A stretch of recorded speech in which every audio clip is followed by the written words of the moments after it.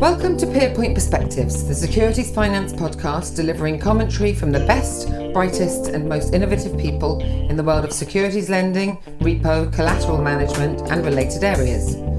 Peerpoint Perspectives is brought to you by the consulting team at Peerpoint Financial. So now, over to your hosts. Hello and welcome to episode 6 of Peerpoint Perspectives. I'm your host Roy Zimmerhansl and practice lead at Peerpoint. Today we're going to look at collateral, a historically undervalued and under-realized part of the capital markets. My guest today has been dealing with derivatives and collateral for over 20 years and has been based in Australia, Singapore, and the UK, where he's been for most of his career. In an interview he gave when he joined as managing partner at his current firm, he said, "I firmly believe that the time for collateral to be treated as a front-to-back product in its own right is here." Well, of course, I couldn't agree more.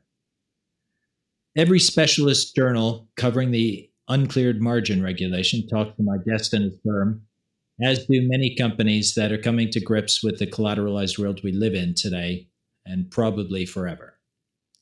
He's such an expert on collateral that if there's a webinar out there on the topic and doesn't include my guest, then I'd wonder about its credibility. He and his colleagues have created a concept whose name I love. It's the famous Wheel of Pain, and I'm hoping he'll tell us more about that today. My guest and the founding partner of his firm can be found on LinkedIn, Twitter, and Facebook, maybe more places, and I'll include links in the show notes. I love the LinkedIn stuff they do, as they often get video clips unrelated to collateral management and instead often find inspiring and sometimes funny clips. I think it's worth following them on LinkedIn just to see those. The final item of note is that they've recently been featured on the Is the New Member Showcase page, and I think that's a great testament to what the community thinks of the professionals at the firm. So without further ado, let me introduce my guest, Shaun Murray. Hello, Shaun, and welcome. Hello, Roy. Thank you very much for having me. Looking very much to a great conversation here, trying to get some fun in and out of around collateral, which is what we're all about, and it's obviously some seriousness as well as we talk about some of the client challenges and some of the concerns that people have got. Well, Shaun, listen, that's the plan, but the reality is possibly only you and I can find the words collateral and fun all in the same sentence. But we'll let listeners decide on that. Look, thanks very much for being on today's show. I know how busy you are.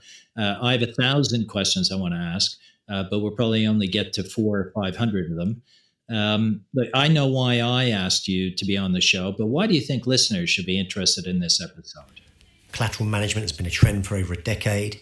We've had multiple regulatory mandates, the evolution of the collateral ecosystem, and efficiency in margin processing, which sounds great if you want to do the minimum to comply. The reality is, though, that this probably isn't enough. It's complicated, and you need to understand how to simplify and reduce your costs to be more efficient with your dollars and your resources. And that's what I'm hoping to explore with you today. Great. Well, let's get on the journey of exploration. Let's start at the start. Uncleared margin regulations, right? So where are we? The reality is, this isn't a new thing, is it? But it's a journey. What's the current status? Where are we going? What's the state of play? Maybe we can start with that. Yeah, sure. State of play is that you're right. It's not a new thing. It's been around now for coming up to a decade by the time we get to 2022. We have had another extension from the regulatory bodies. Well, let's rephrase that, BCBS, IOSCO, the regulatory bodies, each regulatory jurisdiction, so the EU, and Australia, Hong Kong, Singapore, they're all now evaluating that. Most have come out with a description that they are very happy to support an extension. So we just need that to be ratified through the various regulatory passages that they go through. So, for example, in Europe, it will be through the European Commission.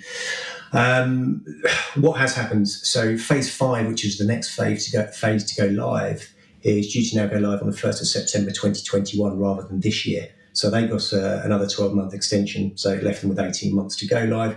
Phase 6, which is the smallest counterparties impacted by UMR, actually now due to go live on the 1st of September 2022. So in effect, they still have 30 odd months, just under 30 months to get ready for the go live process. So very broadly, the market has sort of split, I guess, into two different camps. One where, for the phase fives particularly, where clients were very much ahead of the curve, and they were doing the documentation, they were doing the connectivity into the collateral ecosystem, they were talking to the dealers, talking to the custodians, getting onboarded, going through the negotiation process.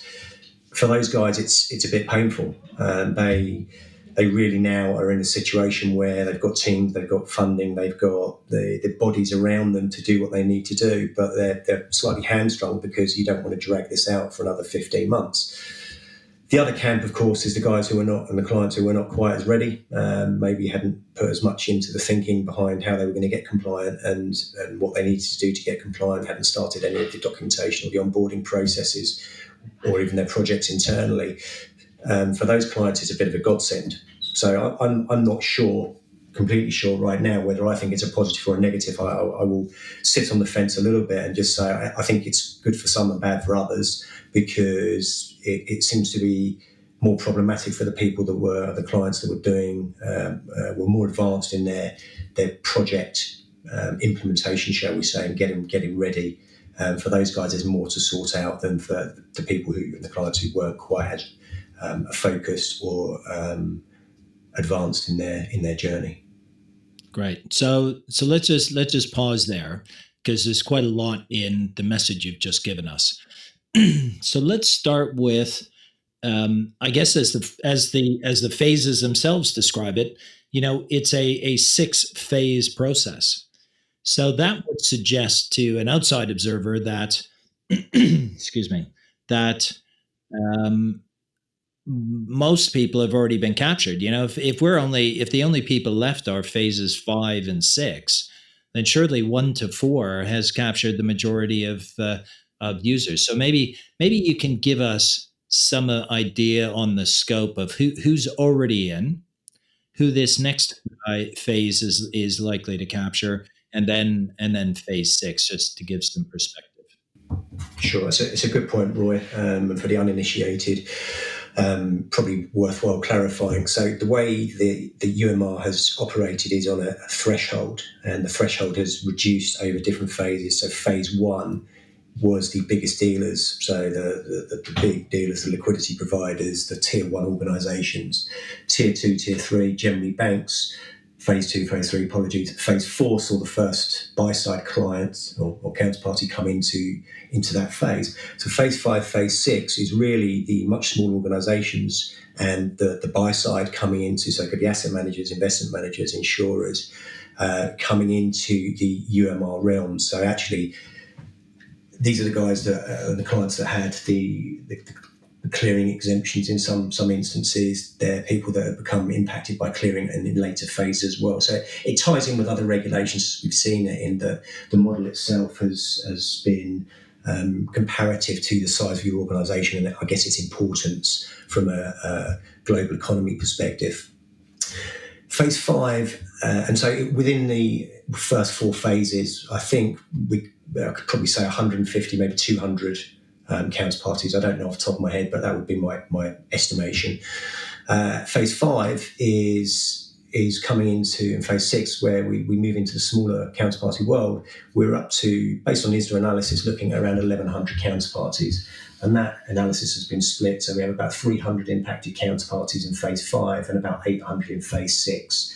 So what does that actually mean? Well, it means that phase 5 alone is significantly larger than the first 4 phases combined. And then phase 6, you're going to triple that again. So the problem is not that the people don't understand what they're doing in the first 4 phases. They do. They've gone through it. They've gone through the process, particularly in phases 1 and 2 now for 3 or 4 years. The problem and the issues are that some of the understanding of UMR and the complexities of UMR, because it is a complex regulation, it's 80 pages of technical standards in EU alone, and there's 13 jurisdictions or so you've got to understand. For the phase 5s and the phase 6s coming in, getting to grips with that alone and what that all means is quite concerning. But then they've got to go and do it with all of their dealers. And they may have US dealers, EU dealers, Swiss dealers, Australian dealers. they've got to understand all of the different regulations that each of those dealers have, because they're not all the same. And so the BCBI framework does exactly that. It frames out what the regulatory jurisdictions should be doing in their view, and the regulatory jurisdictions then come up with their own flavour of what they want that UMR process to look like. And it's for the people that are impacted, the clients that are impacted, and the dealers that are impacted to fully understand what the requirements are. The rule of thumb with having a contention is that you go to the worst case. So if I've got EU rules versus US rules and there's something in there that's contradictory, you go to what is the most conservative. And so for clients, they're always dealing with the most conservative regulatory standards that they have to comply with. And actually, just a question that just popped off into my head just now as you were saying that. Is there any particular regime which is being considered as the most conservative?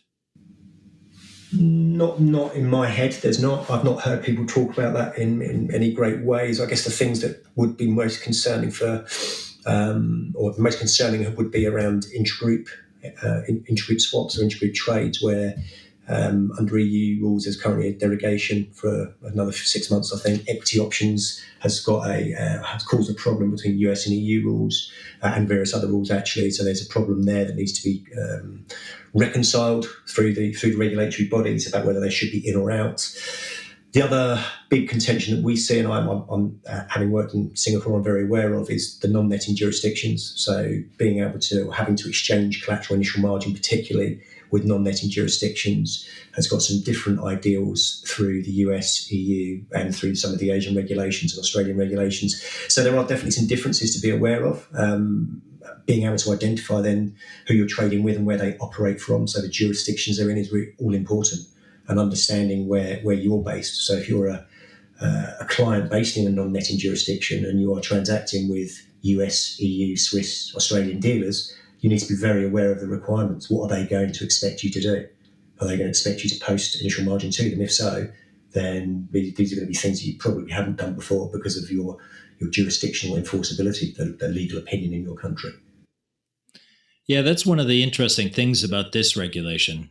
Unlike most of the things that have been implemented over the past decade, this is truly a global regulation, implemented by each of the individual countries and regions as appropriate. But it is a global combined objective to apply this to everyone in the markets, right? Yeah, it is, and it's we're now in that stage where as the tsunami of regulation starts to hit the buy-side organisations, and they are now having to deal with some of the change that I guess the sell side have been dealing with for a period of time. It can become quite stressful, and I've written an article on this previously. In our opinion, the minimum requirements for a UMR project is 12 months. And you mentioned the wheel of pain earlier, and there's a reason for that. The reason it's called a wheel of pain is primarily because it does take 12 months. This is not just a click your fingers, sign up to a piece of technology and integrate it and you're all done. There is a whole host of planning, initiation of a project and planning into them what you look like today versus what you need to look like in the future. And clearly the future, you've never been there because you've never exchanged initial margin before on a regulatory basis. So what does it look like? And this is really where utilising the resources available to you, and whether that is a consultancy or a tech firm or different data points, utilising that and transforming the opportunities you've got for collateral management today become all important now. I think for the Phase 5s and the Phase 6s, they have a big opportunity to do something different with regards to their operating model and make sure that when their date comes around, the 1st of September, whether that is 21 or 22, that they have not just fallen over the line. Actually, they've got to the line and actually they've gone past it, and they're thinking about best practice, and they're thinking about actually how do we consolidate everything into, as you very well kindly introduced me, front to back, enterprise-wide operating model. Why do we have to stay in silos? Why can we not start interconnecting internally? These are the things that, in our view, at Margin Reform, people should be thinking about very, very clearly. I guess as we got past the global financial crisis of 2007, 2008, and all of the regulations that are now being rolled out or have been rolled out, when they were all being formed and formulated in the ideas of regulators, the practical reality of it was that everyone was expecting that collateral was going to become a key part of the infrastructure, and that it only made sense to have this kind of enterprise solution for collateral. And in fact, I think there was one of the consultancies came out with a report in association with maybe Clearstream, as I recall, it was many years ago, that said there was an expectation that there would be a collateral guru appointed at each firm who would have oversight of the firm's resources. But we're almost 10 years on, and that hasn't necessarily played out. Why do you think that is?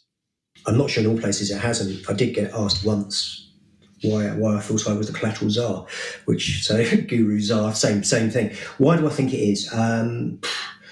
It's not a one-size-fits-all discussion. I think if you're in a big deal or you're a big sell-side bank, then I think that does exist. I think there are enough people there who really understand the story, understand where we've come from and the challenges pre-crisis to I guess, just after that, so 2009, 2010, when people were looking at moving from LIBOR to OS discounting, understanding actually what was in the CSA really affected the pricing of the derivative and how you funded and liquidity and all that started to join up, and people really started to understand that. If I think back to where I was at that point, the optimization challenges became pretty critical. It feels to me like we've done a bit of a circle, and maybe this comes back to the politics, unfortunately, of some firms where, as you say, you can get one person in charge and everything gets pulled in. So you get your cash in there, your equities, your fixed income, and everything comes into that centralised pot, and you're able to work with that. And then something changes at the top of the firm, and all of a sudden the equities and the fixed income desk are not talking to each other again, and therefore it all starts to unwind. And I've seen that happen. I've heard of that happening at a couple of places where it's not necessarily doing the right thing not necessarily doing the right thing for the firm, but it may be doing the right thing for the individual and for their P&L. And so those conversations, I think, they evolve. There's peaks and troughs on it. If I think more about the buy side and what they're doing, again, how they're set up can be quite constraining. So if they're set up with a centralized function, then clearly much easier. If you're set up with different desks or different funds competing against each other, but they're all funded out the same pot, then there becomes this contention of, well, who's putting on positive funding, who's putting on negative funding, how are we allocating costs back? Do we allocate the costs back? Should we have a centralised book where those costs are just swallowed into a black hole? So all of it comes back to that operating model and understanding your operating model. But they need to talk to each other, right? So the back office and the front office need to be totally entwined. There's no point in you going and optimising and repoing out in the front office if I'm at the same time posting that bond out as collateral.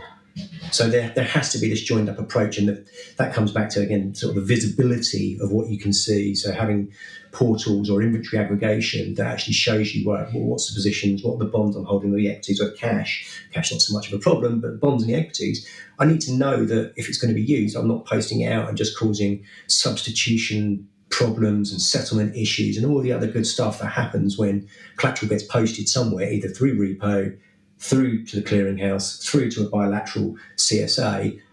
Actually, that visibility and understanding the volatility of that piece of collateral is very critical, and where it is. Right. Yeah, and I think you're right. So I guess what you said is it kind of depends on the individual firms involved and their infrastructure, their goals and objectives, but also maybe a little bit having to do with the people and personalities and their own silos. I guess, can we go back to phase 5 firms again? Because it seems to me that that's the most pressing issue where we are now. And you kind of described two camps: people that were working towards the September 2020 target and were all ready to go and sort of well advanced. They may be in one camp, and then there's the group that often we see firms, because of competing priorities, doing just enough to get by, just enough to comply with the regulation rather than really embrace it and change. And I think you described it before as kind of thinking about their actual operating model and trying to take a step up. So So I guess what should firms be doing now, and what are they doing now, and are there other competing priorities now? Because they're saying, well, look, that isn't happening this year. Go do something else. I mean, what let's. Yeah, there are competing priorities, of course. Lots of the Phase 5 firms are going to have a repo and securities lending business, and SFTR and CSDR are incoming. SFTR next month for investment firms and credit institutions, and also then we move down to the buy side 3 months after that, and the corporate 6 months later. So that is definitely a competing problem. CSDR coming again February 21. So again, competing problem. People need to be on the front foot with that as well. I want to come back in a minute to some fascinating stats that I saw you provide on a recent webinar about people's experiences in March and April of this year. So crazy times in the markets, huge volumes of activity in the collateral space, and it'd be good for you to share some insights on that. But I think it's quite interesting that the coronavirus lockdowns that we've experienced has meant that many people have actually had an opportunity to step back, and whether it's for personal or work-related issues, kind of reevaluate and reassess. And I think what I just heard you say is that those firms that have been far down the road and would have been quite robustly ready for September of this year now have a chance to go back, rethink it, and see if they can improve on it even further. And then obviously the other firms have been a little bit lucky in that sense, as they get a little bit more time to implement the whatever their end models end up being, right? Have maybe not had to maintain the collateral model quite as accurately. Inaccurate is not the right word. Maybe they've not had to have the collateral model quite as well thought through, right? The connectivity into the street via the utilities has not been quite as well versed or well picked up. They have not strategically assessed the options that they may have to get to that regulatory compliance yet. They may not have spent the time actually understanding the differences between third party and tri-party and what they do today. They may not have spent the time looking at, okay, well, initial margin, what can I post? Well, you can't post cash because there's very little way of anybody being able to consume it and segregate it immediately. So there are a few different avenues that the struggling Phase 5s needs to understand. Even for the Phase 5s who were ahead of the game, I think there is enough time now for them to spend or almost to retrench a little bit and go, right, do we still need to be going on this journey, this part of the journey? Is there a different way of doing it or a better way of doing it? Because we've now got a bit more time. So actually going through your life cycle of, okay, we've got onboarding, we've got KYC and legal, we've got margin call management, the processing stuff behind it, the eligibility and the issuance and the calculation, SIM being the obvious one for initial margin. The valuations and reconciliations, who's doing that for you? Doing it yourself, or are you outsourcing it? Are you insourcing it? Optimization, settlement, forecasting, reporting, all things that people should be thinking about. The optimization now, as we talk to clients, has been around, it's not just around optimization in the back end, it is about end-to-end optimization. So pre-trade analytics, understanding where you can execute, whether you can execute on a cleared basis or whether you can execute on a bilateral basis. These are good things to understand. The LCH have recently, in March, cleared out, had $1 trillion a month of NDFs, which is currently not a mandatory clear product. So that's a great point in case where the industry is saying, right, well, I don't want to put these through the bilateral world because it's more expensive. And so this is people thinking about what actually happens in their day-to-day collateral life cycle to understand what's the best way of doing it. It's pre-trade, post-trade, and everything in the middle needs to be optimized. It's not just okay, I'm thinking about it and what I can post from a collateral perspective, whether that might be a bond or I can repost something in to post it out.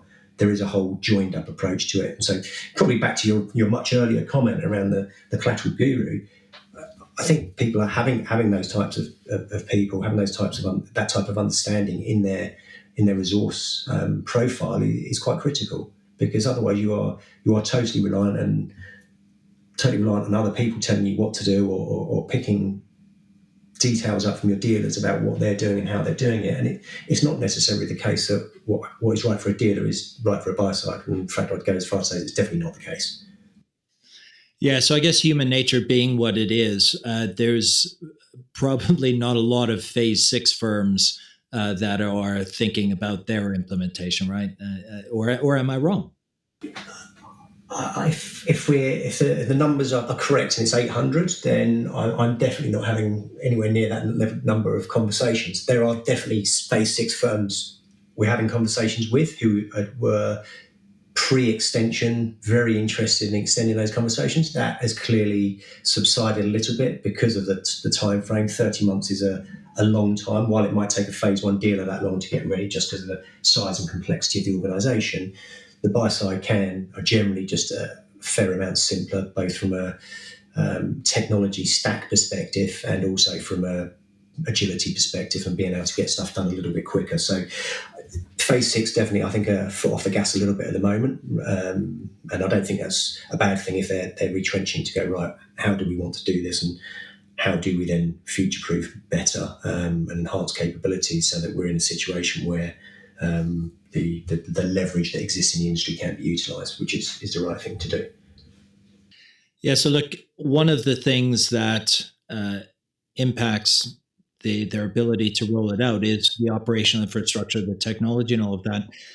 But I'll tell you, in the sort of Phase 1, 2, 3 sides of the business or side of the rollout, I will tell you, as a securities lending provider, it was impossible for me to get any time with any of my counterparties' lawyers to look at, negotiate, or renegotiate contracts. So while you can say, well, we've got some time on the operational side, is the legal aspect of this presenting a challenge, or could that be a time consumer as well to roll out? It's a massive time consumer. It's definitely one of the most challenging aspects of the whole process. It for us, and my personal experience, when you've got CSAs and you've got over 2,000, 3,000, 10,000 CSAs, and you start to think about initial margin, then clearly there's a whole world of pain coming that you need to understand. So if we think about the buy side, who may have anywhere between 10 and 100 different counterparts they may want to trade with, you've got to really understand who your critical path counterparts dealers are, because you don't want to be in a situation where you're potentially having to negotiate all 100 of those or 50 of those if in fact you are not going to trade that often with them. So there does become a cleanliness point from a legal perspective, because there's a cost to doing it, of course. There's a cost to negotiating an initial margin CSD, a pledge agreement. There is a cost to doing the custody side of things, and that's two-way, remember, because we are exchanging initial margin. So I have an account with a custodian, you have an account with a custodian. I need to have a relationship with both of them, as you do, because we need to check that the initial margin collateral has gone into the segregated account, and I can then see it and receive it in the event of default and that kind of thing. So there is a huge amount of work and focus on the legal agreements, and that is a significant part of the overall process. It's probably the biggest pain point. If we think about actually the journey from Phase 1 actually to now, things have got considerably easier. So we started off, if we think about the IM CSD, or CSA in one word, CSD in the US, it was all brand new, right? The whole process has realigned over time through the working groups, the legal and docs working group has realigned so that people have actually been able to make it simpler. We've got different technologies out there, such as is to create today, which is enabling people to get away from this red line, black line, two lawyers having two different ways of working in Word documents, which is frankly so old school that it's a disaster and continues to be a disaster. But the custodian side of things was at that point the four largest custodians, and that's going to increase. So people are not necessarily going to use those four. They're going to use some of the French security services teams. There's different custodian CSDs out in the US who are coming into the market as well. So you could end up actually having to have a relationship with in between 4 and 12, 14, 15 different custodial agents, which in anyone's book is a lot of management of relationships, particularly when it's not a relationship you have, it's just you're a recipient of that information. Being able to receive that information is something that the industry has struggled with.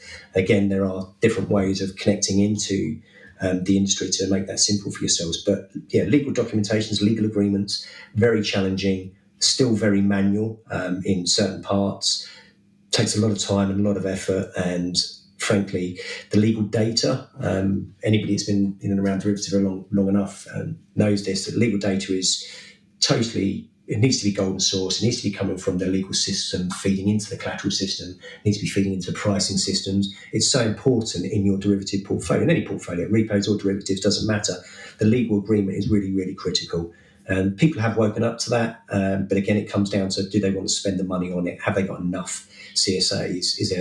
Do they care enough about the impact from a FVA, CVA, P&L point of view to want to worry about the creation, for example, of a legal system that feeds into everywhere else? Or is it a case of we could just manually key some stuff in because it'll be fine? Yeah, it'll be interesting. In a recent podcast that we did with Andy Dyson of ISLO, we explored the idea of blockchain technology being applied to documentation as an obvious solution to a clear and distinct problem. So you're saying that might also apply in this space as well. Yeah, well, I listened to the podcast and I agree with it. I think, as you said at the time, it started off as a pricing conversation. How will this affect pricing? But the fact is that the proprietary side of pricing makes that possibly more difficult. I think it makes it much more challenging to do. Legal documentation under ISDA has become so much more standardised in recent years, and this is pre-regulation. Now think about regulation. Well, it's become even more standardised. So what is it you're negotiating? Well, you can't really negotiate anything too much outside of your eligible collateral schedules. And if you look at what's being posted between the biggest dealers, the phase ones and phase twos, well, it's all much of a margin. It's G7. I think last year's survey, it was about 88% of government collateral was being exchanged. So there's a negotiation there, and clearly some of the phase five might not want G7, but they might want to put in money market funds, for example, because that's what they can do with their cash. So there's the eligible collateral schedule negotiation is going to add some possibly some delay, some time, some additional time to how people want to negotiate. But things like threshold, daily calls, zero marked MTA, these are not negotiable. This is just what you've been given, deal with it. This is what you need to get to. So the sooner I think people can get to a point of saying, right, eligible collateral schedules, these are the golden terms of what we'd like. And if you're able to do that with the custodial agents as well, and actually have this ability to go in and pick the types of collateral you want online, somebody else just go in and say, yes, agreed, bang, agreement goes in something electronic, spits it out with electronic signatures on it, and you're done. The sooner that happens, the better. Yeah, and so I think watch this. I think there's plenty of people focused on the issue, and I expect it'll be one that gets quite a lot of momentum and makes a really important difference.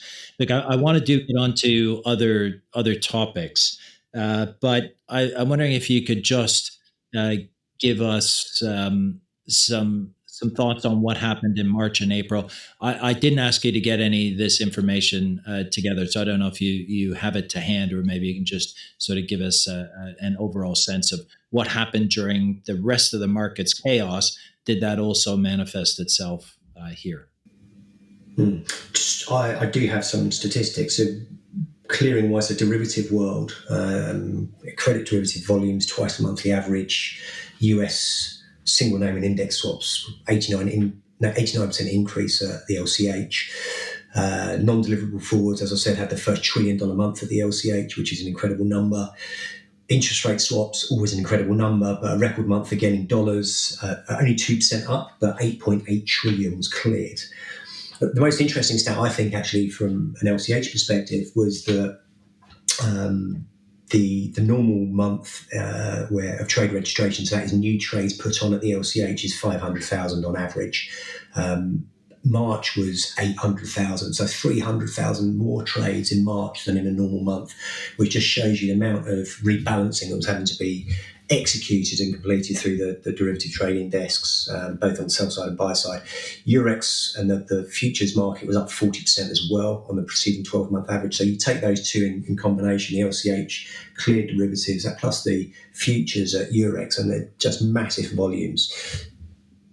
One-off, yeah, we hope so. The interesting thing, I think, is going to be the month end is coming into June and half-year end, where balance sheets tend to be a little bit more constrained as people are trying to improve or optically improve certain ratios.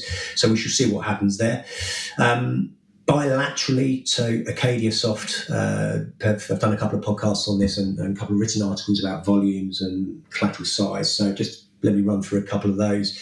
Margin call volume was up 70%, so 1.78 million calls in March alone. Just up from over 1 million in January and February. The average call size across everybody in Acadia jumped from 3 million to 9 million, although for the phase one firms that went up 5 times the size, from 12 to 60 on average. Total notional volume of the calls in March was 5.6 trillion.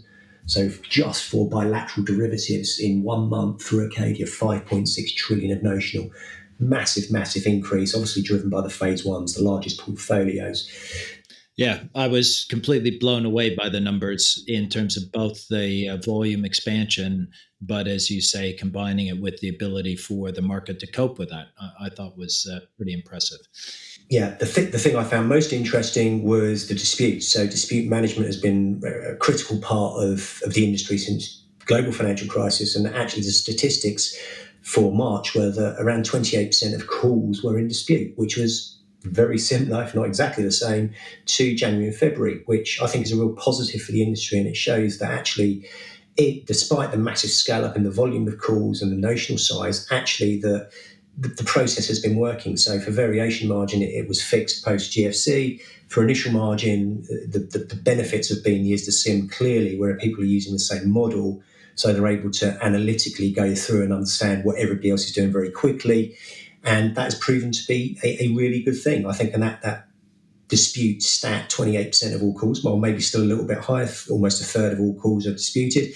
Actually, it's not. It's a lot better than where we used to be. And so I think it's a real positive. It shows collaboration, connectivity since GFC, and hopefully it continues that way as we go through into phase 5 and phase 6. And that's really where the critical path is now for making sure that we stay on that trajectory of it's around a third of all calls, and we're not spiking up to 50, 60, 70% again, which adds a lot of issues to capital and balance sheet impact when people are not focused on things like dispute management. If there was one piece of advice that you could leave with people, or one observation that you could leave with people about UMR and how to approach phase 5 and phase 6, what would you say to them? Phase 5, don't sit on your hands. Don't wait for clock to keep ticking over. Utilise the remaining half of 2020 to analyse where you're at, analyse where you think you need to be, understand what the gap and the risk is on the start and the finish line, and then prepare accordingly. I don't think there is so I've said it a couple of times, I don't think there's a one-size-fits-all. It really depends on your starting point. The end point is fairly familiar and similar for everybody, right? You've all got to do similar things and same things. But there are a number of things you can do around self-disclosure, talking to your dealers, distilling the rules, understanding where your clients are, understanding things like tri-party and third-party and the differences between them. They're not necessarily going to drive your whole project, but they're going to start building up that internal understanding. So utilise the time you've got through early engagement, utilise the time you've got through internal communications, making sure you're building the team together who are going to help with the compliance delivery, provide maybe internal working groups and training sessions to get people more up to speed with what is coming in 2021, particularly if you're the guys that the clients are all behind the curve. And these are all things that naturally margin reform can help with. But that is what I would be doing if I was in a buy-side institution in a phase 5 today. Right.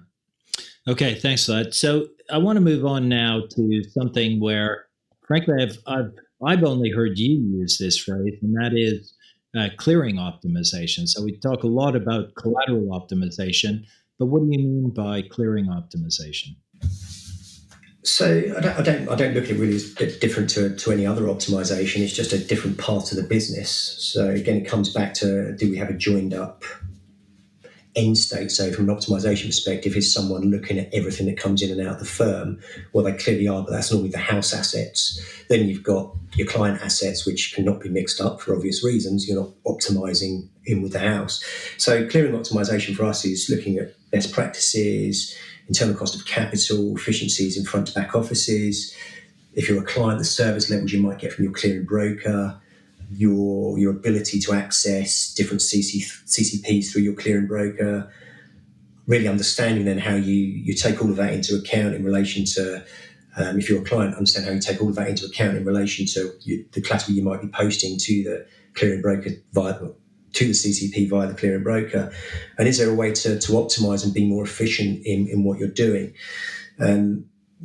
Normally we think there is, and based on the number of conversations we've had in this space in the last couple of months, there's definitely been a challenge where the relevance of this is starting to be understood a little bit more. Certainly there's been a couple of reasons why. So if you think about Brexit, for example, and what's going on with regards to CCPs there, then there is going to be a division at some point of where people want to clear, depending on where they're based. If you're based in Europe and you're trading euros, what's the reason to go to the LCH all the time or to go to somewhere else? On the other side of that, if you're trading dollars and you're trading sterling, why would you go to Eurex? So these are some of the things I think people are thinking about. Is, okay, where should I be clearing? Now, clearly, liquidity and compression and all that sort of stuff is really, really integral to making sure you are clearing at the right place, and your clearing broker can offer you the clearing capability that you want to be able to manage your portfolio, to compress and to do everything you need to do around initial margin optimization. The reality, we think there's three angles: is the clearing brokers, and one is clearing brokers and how they support their clients. The second one would be around clients who are already clearing, and the how, who, and what they're clearing with and why. And then the third one is maybe those who are not yet mandatory clearing, but may need to in the future because they are impacted by UMR, and therefore that is defined to be more expensive than clearing, or there's not a regulatory requirement yet for them to clear, so such as pension funds, for example. So there's different ways we're looking at this, and depending on who we're talking to, we're having some interesting conversations. And it's not to say that one clearinghouse is better than another or a clearing broker, but there are different levels of service and there's different capabilities at different CCPs, and that's really what we're trying to help determine for the clients and for the some of the clearing brokers we're talking to. So do you think that there will be winners and losers out of this? Do you think that there will be realignment, or is it really just understanding the scope of the offerings and the strengths and weaknesses of each? There's a bit of both, I think, where the winners and losers maybe not. I think everyone there's a huge amount of CCPs in the world, right? There tens of. So I do think clearing brokers are less inclined these days just to go, yeah, we're going to go and be a clearer at this clearinghouse. They need to understand. They don't want black boxes and initial margin models. They want to understand the model. So those types of things, I think they've always been there, and that will continue. But if I think about if I'm a client, what am I concerned about from a losing perspective? Well, if I've only got one clearing broker, for example, and that clearing broker decides to exit the market, where am I left? So I'm a loser in that situation. Now, we've had a recent example of this where NatWest have decided to exit the market in their last clearing. And they had, I think this is in March, they had 150 clients. 150 clients have got, if they haven't already got another clearing broker, will need to go and find another clearing broker. Okay, so there's a whole process there of offboarding, onboarding, porting, building a relationship again. And so that would instantly cause you a lot of work.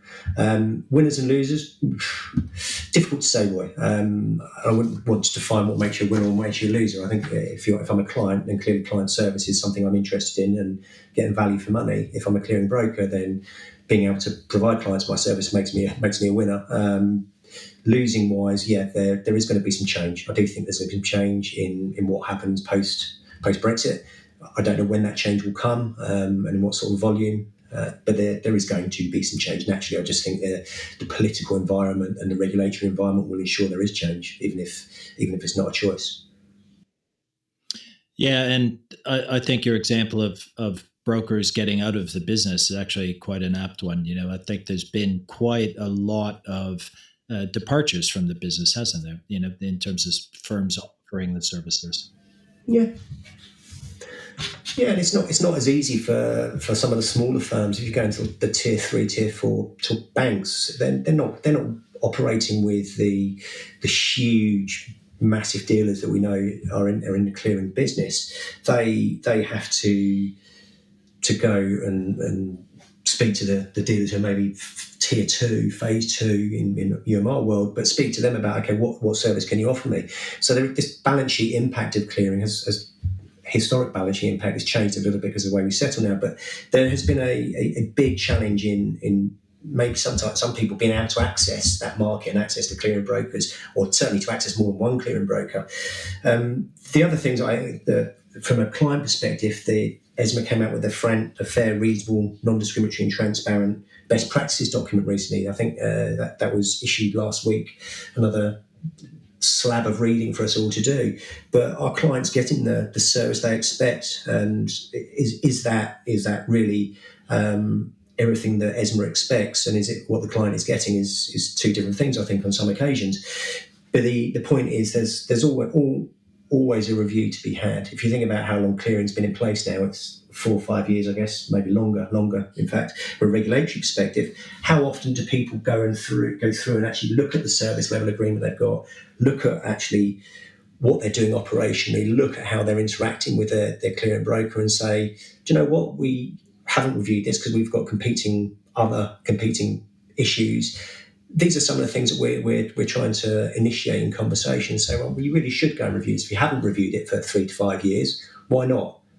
Okay, it's the consequences of doing nothing sometimes outweigh considerably the consequences of doing something, and actually maybe not getting as much of an improvement as you would have liked.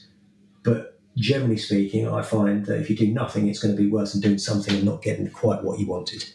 One of the things that we talk about is this collateral universe reaching a much bigger scope now, right? Everyone of any size is going to be involved in the collateral world, right? So I guess for those firms, many of whom have never had to deal with it before, is this really a core function, or is it ancillary to what their main purpose in life is?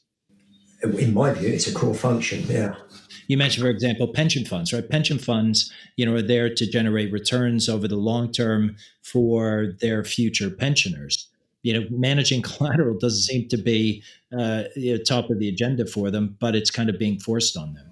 Yeah, I would agree that it has been forced on them, and it is regulation that is forcing them to think about what they need to do and how they need to do it.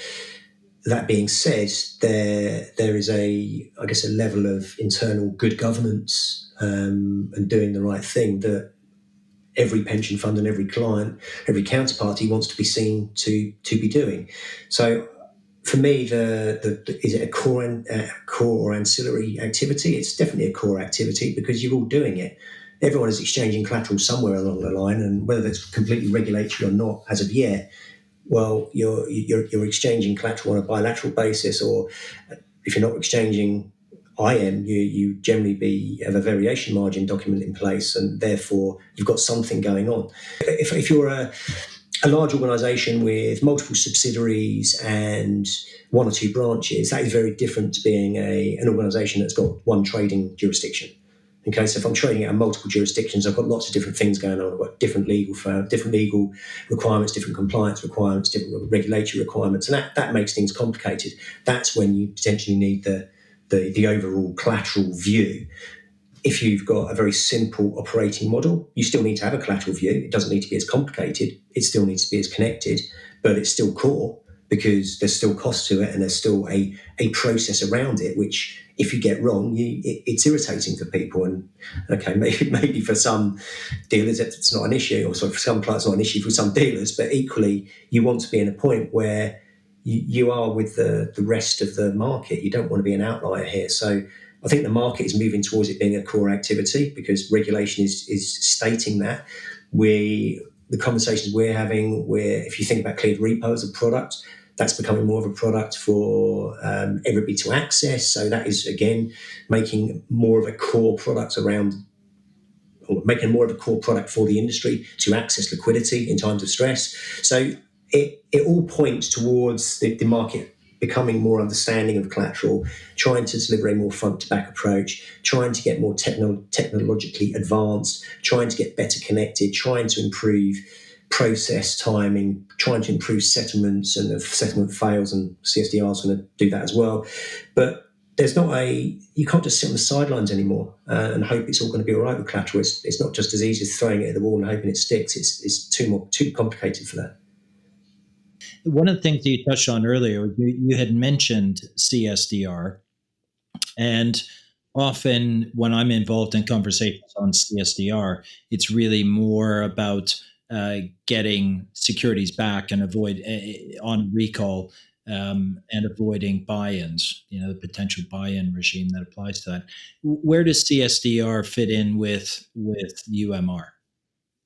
Posting something out under a collateral arrangement, a CSA or a CSD, and then your repo desk trying to call it back, you're not getting it back, for example, because you might be on third party, it's a little bit more manual, and then them not being able to settle in time and having to receive a penalty for that. These are the types of things that are going to cause or could cause problems in the future.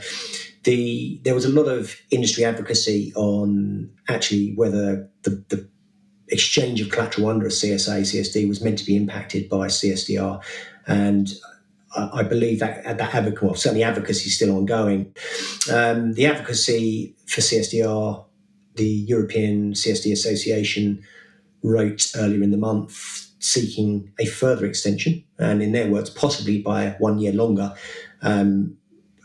I don't know what the possibly meant. Maybe it's 1 year or 2 years, but it remains to be seen what that actually looks like and the response they get on there. So from a UMR linking into CSDR perspective, it's about just the visibility of collateral, the usage of collateral, how your front office and your back office or your optimization team are talking to each other. Do they all see the same data? Have they all access to the same data? And if so, is it real time? Is the data real time? Does everyone understand when that collateral is no longer there? And therefore, there may be a challenge, or there's a reverse repo going back, or a repo call coming in, that you're not contradicting your own algo internally between the front office and the back office by doing different things.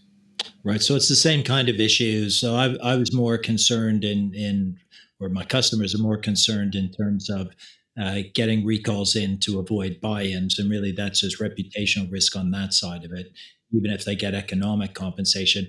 You're saying it's the same sort of issues, whether you're buy side, sell side, large, small, it's the same across the board. Yeah, exactly. There's, like all things, there's when you deal with clients or with counterparties, there's a level of, okay, I'm happy to do this for you. If somebody's going to start implementing 10 substitutions a day because I'm not on tri-party that are manual, it becomes quite frustrating, right? And you're just leaving yourself open to failure, operational risk in failure sense, and also to settlement risk in failure sense. So there comes this level of, yes, I'm no longer happy to do that for you. So stop posting me collateral you want to use elsewhere and post me something you don't want to use elsewhere. So optimize your client almost as much as you're optimizing your pool. Don't irritate people by doing something that is good for you but bad for them. Cool. Look, there's two more things I want to touch on briefly before we wind it up for the day. One is, let me go back to the Wheel of Pain again. I just love it because everything seems often to be a bit of a wheel of pain anyway, and I think it could be a podcast subject in its own right. But can you just give us a 2-minute overview of what do you guys mean by the Wheel of Pain and how is it applied? Yeah, of course. So the Wheel of Pain, we may have T-shirts made up at some point. I think Chetan loves the idea of T-shirts with it on.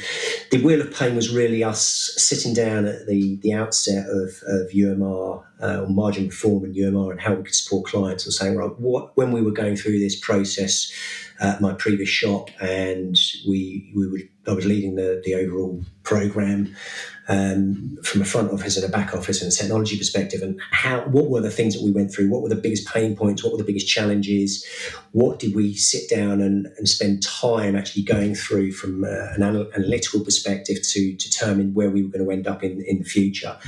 So we've listed out 9 areas where we think these are the biggest pain points, and they're almost segmented into, okay, well, you've got the first piece, which is what I talked about earlier, getting ahead of the game a little bit with your self-disclosure to market and your client engagement, and distilling where your clients are jurisdictionally wise, and then what you might need to do to comply based on that regulatory jurisdiction. Moving then more into the legal analysis kind of work and custodial onboarding, which, as we've talked about, very documentation heavy, but equally very critical to get right because of basis risk and pricing risk and settlement risk and collateral risk and all the other problems that legal data can bring you. The second or the third things that we linked in together were technology, operations and optimization. Because technology, and we haven't talked particularly about the ecosystem, there is a massive ecosystem out there now. There's a lot of vendors in the market who are able to provide solutions that mean you no longer have to build. You can buy, and frankly, anyone building in Phase 5, Phase 6, I do question why. They may need to do add-ons, they may need to do some integrations, but there are enough great vendors out there right now providing the facilities for you to be able to get compliant with UMR in a much easier way than we did in Phase 1, where, for example, we're new collateral systems, new legal systems, new initial margin models. Everyone's going to have new initial margin models, but new process, new governance. That ties into then the operational side of what happens and design and implementation, because you've got to remember the guys really who will suffer this at the end of the day, the guys in ops who will have the new process. There's going to be two new calls every day, initial margin in, initial margin out. They're going to have the relationship with the custody. They're going to be looking at potentially at the long box to understand from a tri-party perspective what's in, what's out. If they're doing optimization as well, things just got slightly more complicated. They'll be talking to the Treasury Department and so on and so forth. Optimization we also have on here, although it's not a regulatory requirement to optimize,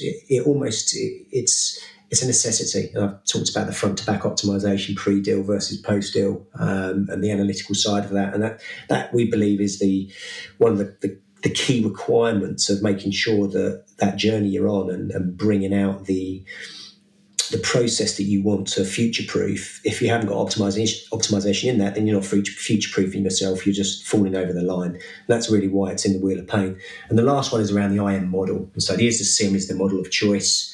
I don't see that anyone in Phase 5 or Phase 6 is going to do anything different in that regards. There would be very limited success, I would think, in doing anything different to that. But the point is you don't have to build the initial margin model yourself anymore, as we did in Phase 1. There are, I think, last time I looked, around 30 different providers of the SIM to the industry. Now, clearly there's different levels of expertise there and different levels of client sign up, so you need to be careful. You don't want to be taking on a lot of delivery risk. As you were going through each of those elements, I could see how they're all really critical things to be concerned about. But what I'm missing is the fun bit. I'm not certain we've covered the fun bit, which I suspected might be a little bit of a challenge earlier on. But I suppose that there are people that do think this is fun. If they aren't in the majority, I wouldn't be surprised. Yeah, the fun bit's when you're in the middle of it, right? That's the fun bit. While it can be a stressful time, the fun bit is actually getting things right. It's saying, well, okay, we've got this problem. You sat down with your trading desk and your compliance team, your legal team, and ops, and actually you've written out okay, this is what we think is going to happen, and everyone then just starts shipping into it, and you come away with something where you go, yeah, okay, that makes a lot of sense. Now, maybe that's not always fun to everybody, but it is solving the problems, and you're having to solve a significant amount of problems. And just by going through the wheel of pain, that's without all the ancillary stuff that you may have pop in because you've got a slightly different model to the one I've previously been through or anyone else has previously been through. But yeah, it's a great connector, the wheel of pain, because it enables us to talk to different teams in different organisations about, okay, what's the impact on you? Because it's not just this impacts margin operations or this impacts front office, it impacts everybody. I understand you are going to be on yet another webinar on the 2nd of July. So usually you are a guest commentator on these webinars, but I understand that this one is going to be different. What is it? What are you trying to do? And tell us a bit about it. Will do. So it's our first webinar at Margin Reform. As you say, 2nd of July, 3 p.m. And the plan is to introduce Margin Reform to those that haven't seen Chess on a podcast or a webinar or an event at some point. Talk about what we do, who we are, what we do, and do that in tandem with why we do it and who we do it for. So to focus on our professional services and what we do, and they obviously will have a website as well, but to talk about those, and then just to focus again on UMR and go into a little bit more detail about that phase 5, phase 6 extension, and how people can utilise the additional time better or approach the regulatory compliance requirements in a different way as part of a more extensive collateral margin strategy. So the points we've talked about in over the last hour or so, just actually helping them understand that in slightly more specific form. With probably we'll go into 4 or 5 different bullets about what that looks like, and these are things we think you need to focus on over the next half of the year. We haven't yet sent out anything. I think we're due to send something out tomorrow, so give everyone over 2 or 3 weeks to work out whether they can make it or not, but we will be open to everybody as far as I'm concerned. Very happy to make contacts with people and initiate discussions. That's the fun bit as well, is catching up with new people. Great. Well, listen, we'll make certain that there's the details to that posted on the show notes by the time this gets published. So, Shaun, that's great. We've covered a huge amount of topics. What message would you leave with listeners?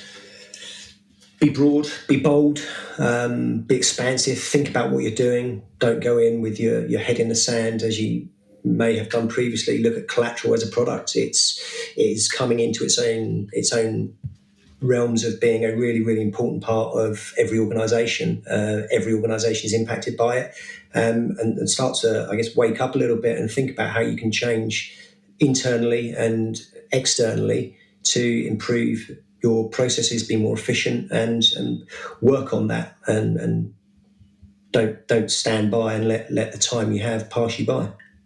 Great. Well, thanks very much. And that's thanks for having me. Great. All right, we'll catch you next time. Maybe we can get you to come back sometime in future and carry on with some of these, or maybe give us an update on how things are progressing. Sure, Roy. I'd love to do that. It's been my pleasure. Thank you very much for having me, and thank you for listening. And that's a wrap for this podcast with Shaun Murray. He's managing partner at Margin Reform. We talked in depth about several topics, and let me give you my 2 key takeaways. I guess the first one is that for UMR, firms in 5 and 6 have an opportunity not simply to defer implementation, but to turn it to their advantage. They can re-examine what their existing plans were that were maybe near to implementation, and see whether there's any way that they can enhance and improve or advance their proposed operating models. Or, look, at the very least, they've got more time to get it in and get it right. We also discussed clearing optimization, which, as I said, is a phrase I'm not familiar with, so that's good to hear it being used in the proper context. I guess Shaun's point was that clearing optimization is no different from any other kind of optimization. Check the service providers, check what business you're doing with whom, see whether the providers are giving you the best mix of services that are specific to your needs. And look, if you haven't tested the markets recently, maybe it's time you should. I'll be including relevant links in the show notes to several of the items that we discussed on the show. And don't forget the Margin Reform webinar on 2nd of July. Hopefully by the time you read this, the details on how to register for that will be included as well. In our next episode, I'll be joined by one of my PeerPoint partners, John Arneson, and we'll be considering the life cycle of securities lending transactions. We want to provide you with topics that you want to hear about. So if you have subjects you want to learn about or guests that you'd like us to have, send them through to us. Our contact details are, again, in the show notes. If you want to hear more podcasts, please subscribe to the podcast and tell your friends. You can find us at www.peerpoint.info. You can find us on LinkedIn and Facebook as Peerpoint Financial Consulting, and on Twitter as Peerpoint FC. And again, all of that will be in the description. I'm Roy Zimmerhansl. I'm your host, and I look forward to catching you next time.